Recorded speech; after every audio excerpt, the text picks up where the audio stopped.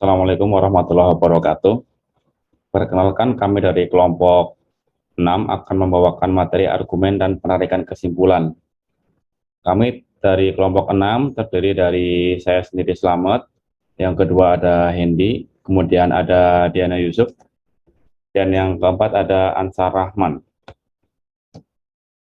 Tujuan khusus dari pembelajaran ini adalah yang pertama menyebutkan definisi argumen, yang kedua menggunakan berbagai bentuk argumen yang valid dalam penarikan kesimpulan, yang ketiga menggunakan pembuktian tidak langsung. Untuk materi yang pertama, definisi akan disampaikan oleh Saudari Diana Yusuf. Untuk waktu dan tempat dipersilakan. Definisi satu argumen. Suatu proposisi atau pernyataan majemuk yang memuat sekumpulan pernyataan-pernyataan P1, P2 sampai Pn disebut premis dan diikuti suatu pernyataan lain Q yang disebut konklusi atau kesimpulan. Definisi 2. Rangkaian pernyataan-pernyataan yang mempunyai ungkapan pernyataan penarikan kesimpulan. Inferensi. Argumen terdiri dari pernyataan-pernyataan yang terdiri atas dua kelompok, yaitu kelompok pernyataan sebelum kata jadi yang disebut premis atau hipotesa, dan pernyataan setelah kata jadi yang disebut konklusi atau kesimpulan. Contohnya, jika saya tidur larut malam, maka saya ngantuk. Premis 1. Saya tidur larut malam. Premis 2. Jadi saya mengantuk. Konklusi. Bentuk umum. Notasi. Argumen secara umum dinotasikan dengan P1, P2, dan Pn. Karena argumen itu adalah suatu proporsi atau pernyataan, maka ia dapat bernilai benar atau salah. Argumen yang benar disebut argumen valid, sah, atau sahih. Sedangkan argumen yang tidak benar disebut argumen yang invalid atau sesat atau falensi. Premis dan konklusi, fungsi dan hubungan. Premis. Pernyataan-pernyataan yang digunakan untuk menarik suatu kesimpulan disebut premis. Suatu premis dapat berupa aksioma, hipotesa, definisi, atau pernyataan yang sudah dibuktikan sebelumnya. Premis-premis layaknya mengimplikasikan konklusi dalam argumentasi yang valid. Konklusi. Konklusi ini selayaknya supposed to diturunkan dari premis-premis.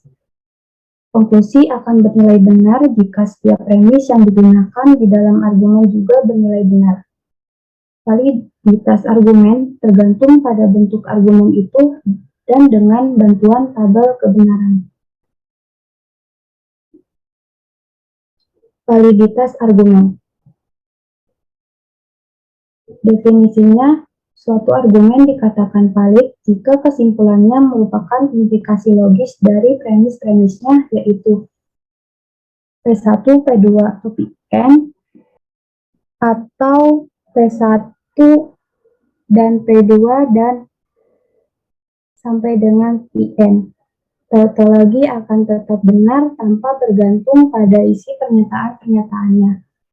Maka validitas argumen juga tidak bergantung pada isi pernyataan-pernyataan baik pada premis maupun konklusinya. Bentuk kebenaran yang digeluti oleh para matematikawan adalah kebenaran relatif. Benar atau salahnya suatu konklusi hanya dalam hubungan dengan sistem aksiomatik tertentu. Juga konklusi itu benar jika mengikuti hukum-hukum logika yang valid dari aksioma-aksioma sistem itu, dan negasinya adalah salah. Untuk menentukan validitas suatu argumen dengan mengerjakan tabel kebenarannya tidaklah praktis. Cara yang lebih praktis banyak bertumpu pada tabel kebenaran dasar dan bentuk kondisional. Bentuk argumen paling sederhana dan klasik adalah modus ponens dan modus tollens. Metode inferensi atau penarikan kesimpulan. Kaidah metode-metode inferensi pada dasarnya adalah sebuah tautologi. Kaidah inferensi bermacam-macam seperti pertama modus ponen, 2 modus tollens, ketiga silogisme, 4 simplikasi, kelima penambahan, keenam konjungsi. Modus ponen. Premis 1, jika P maka Q. Premis 2, P. Konklusinya Q. Cara membacanya, apabila diketahui jika P maka Q benar dan P benar, disimpulkan Q benar. Notasi, ada yang menggunakan tanda titik tiga untuk menyatakan konklusi, seperti jika P maka Q, P, konklusi Q. Contoh premis 1, jika saya belajar, maka saya lulus ujian. Benar. Premis 2, saya belajar, benar. Konklusinya, saya lulus ujian, benar. Baris pertama dari tabel kebenaran kondisional atau implikasi menunjukkan validitas dari bentuk argumen modus tollens. Modus tollens. Premis 1, jika P maka Q. Premis 2, negasi Q. Konklusinya negasi P. Contoh, premis 1, jika hari hujan, maka saya memakai jas hujan. Benar. Premis 2, saya tidak memakai jas hujan. Benar. Konklusi, hari tidak hujan. Benar. Perhatikan bahwa jika P terjadi, maka Q terjadi. Sehingga Q tidak terjadi, maka P tidak terjadi. Silogisme. Premis 1, P implikasi Q. Premis 2, Q implikasi R. Dan konklusi, P implikasi R. Contoh, premis 1, jika kamu benar, saya bersalah. Premis 2, jika saya bersalah, saya minta maaf. Dan konklusi, jika kamu benar, saya minta maaf. Silogisma disjungtif. Premis 1, P disjungtif Q. Premis 2, negasi Q. Konklusi, P. Jika ada kemungkinan bahwa kedua pernyataan P dan Q dapat sekaligus bernilai benar, maka argumen di bawah ini tidak valid. Premis 1, P disjungtif Q. Premis 2, negasi Q. Konklusi, negasi P. Tetapi jika ada kemungkinan kedua pernyataan P dan Q tidak sekaligus bernilai benar, disjungsi eksklusif, maka silogisma disjungtif di atas adalah valid. Contoh, premis 1, pengalaman ini berbahaya atau membosankan. Premis 2, pengalaman ini tidak berbahaya. Konklusi, pengalaman ini membosankan. Premis 1, air ini panas atau dingin. Premis 2, air ini panas. Konklusi atau kesimpulannya, air ini tidak dingin. Premis 1, objeknya berwarna merah atau sepatu. Premis 2, objek ini berwarna merah. Konklusi atau kesimpulan, objeknya bukan sepatu. Dalam kurung tidak valid. Penambahan addition disjungtif. Inferensi penambahan disjungtif didasarkan atas fakta bahwa suatu kalimat dapat digeneralisasikan dengan penghubung disjungtif. Alasannya adalah karena penghubung disjungtif bernilai benar jika salah satu komponennya bernilai benar.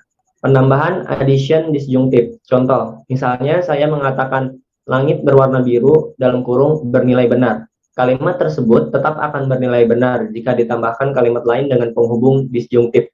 Misalnya, langit berwarna biru atau bebek adalah binatang menyusui. Kalimat tersebut tetap bernilai benar meskipun kalimat bebek adalah binatang menyusui merupakan kalimat yang bernilai salah. Penambahan addition disjungtif. Addition P, inferensi P, disjungtif Q, atau Q, inferensi P, disjungtif Q. Premis 1, P, konklusi P, disjungtif Q, atau premis 1, Q, konklusi P disjungtif Q. Artinya P benar, maka P disjungtif Q benar. Tidak peduli nilai benar atau nilai salah yang dimiliki Q. Contoh, Simon adalah siswa SMU. Simon adalah siswa SMU atau SMP. Konjungsi, premis 1 P, premis 2 Q.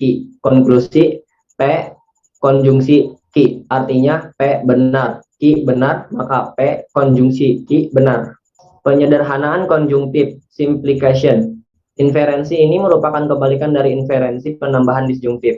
Jika beberapa kalimat dihubungkan dengan operator konjungsi, maka kalimat tersebut dapat diambil salah satunya secara khusus. Penyempitan kalimat. Penyederhanaan konjungtif simplification.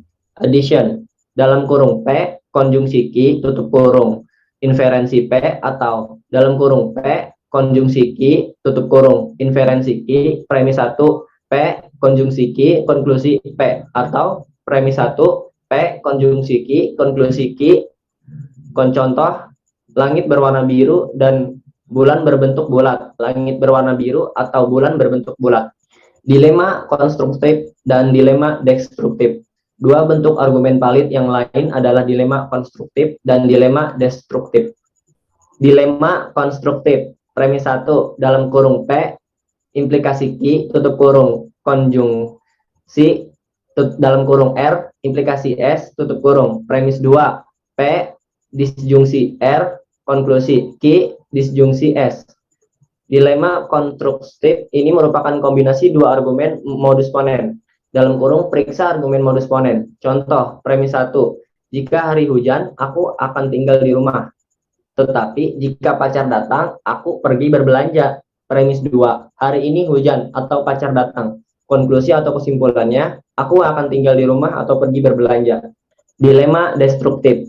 Premis 1 dalam kurung P implikasi Q tutup kurung konjungsi dalam kurung R implikasi S tutup kurung. Premis 2 negasi Q disjungsi negasi S konklusi negasi P disjungsi negasi R. Dilema destruktif ini merupakan kombinasi dari dua argumen modus tolen. Dalam kurung, perhatikan argumen modus tolen. Contoh, premis 1. Jika aku memberikan pengakuan, aku akan digantung, dan jika aku tutup mulut, aku akan ditembak mati. Premis 2. Aku tidak akan ditembak mati atau digantung. Konklusi atau kesimpulan, aku tidak akan memberikan pengakuan atau tidak akan tutup mulut. Contoh kasus, jika pintu kereta api ditutup, lalu lintas akan berhenti. Jika lalu lintas berhenti, akan terjadi kemacetan lalu lintas. Pintu kereta api ditutup, jadi terdapat kemacetan lalu lintas. Fakta-fakta. Yang pertama, jika pintu kereta api ditutup, lalu lintas akan berhenti. Yang kedua, jika lalu lintas berhenti, akan terjadi kemacetan lalu lintas. Yang ketiga, pintu kereta api ditutup, terdapat kemacetan lalu lintas. Tentukan kesimpulannya berdasarkan fakta tersebut. Fakta dalam bentuk simbol. 1. P implikasi Q. 2. Q implikasi R. 3P, 4R. Proses pembuktian validitas argumen di atas adalah sebagai berikut. 1. P implikasi Q, PR. 2. Q implikasi R, PR. 3. P, PR jadi atau maka konklusi R. 4. Q 1,3 MP. 5. R 2,4 MP. Tentukan validitas argumen berikut. 1. Jika ibu pergi ke pasar, maka bapak pergi ke kantor. Ibu dan kakak pergi ke pasar, jadi bapak pergi ke kantor. 2. Pak Ali adalah seorang pedagang atau petani. Jika Pak Ali seorang pedagang, maka ia kaya. Ternyata Pak Ali tidak kaya, jadi Pak Ali seorang petani. Conclusion. Tautologi akan tetap benar tanpa bergantung pada isi pernyataannya. Maka validitas argumen juga tidak bergantung pada isi pernyataan baik pada premis maupun konklusinya. Baik, terima kasih atas penyampaian materi dari Saudari Diana Yusuf dan juga Saudara Hendy. Kurang lebihnya mohon maaf atas penyampaian yang telah kami lakukan. Kami akhiri. Wassalamualaikum warahmatullahi wabarakatuh.